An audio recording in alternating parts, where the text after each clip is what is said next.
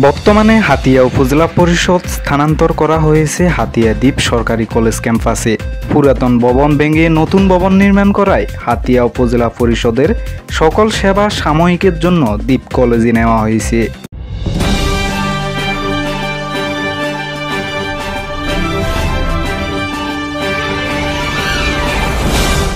নোয়াখালী হাতিয়ার ওঁসখালীতে অবস্থিত হাতিয়া উপজেলা পরিষদ দৈনিক হাতিয়ার মানুষের বিভিন্ন পর্যায়ে সেবা দিয়ে থাকে এই উপজেলা পরিষদ।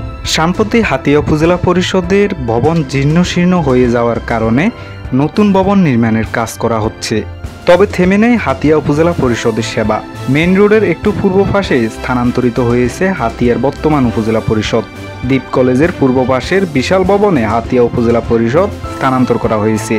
পুরাতন ভবনের নির্মাণ কাজ চলায় এখন থেকে কয়েক মাস যাবৎ উপজেলা পরিষদের সেবা দেওয়া হবে দ্বীপ কলেজের ভবনে। জানা যায় হাতিয়া উপজেলা পরিষদের নতুন ভবন নির্মাণ করতে প্রায় কয়েক মাস লাগতে পারে।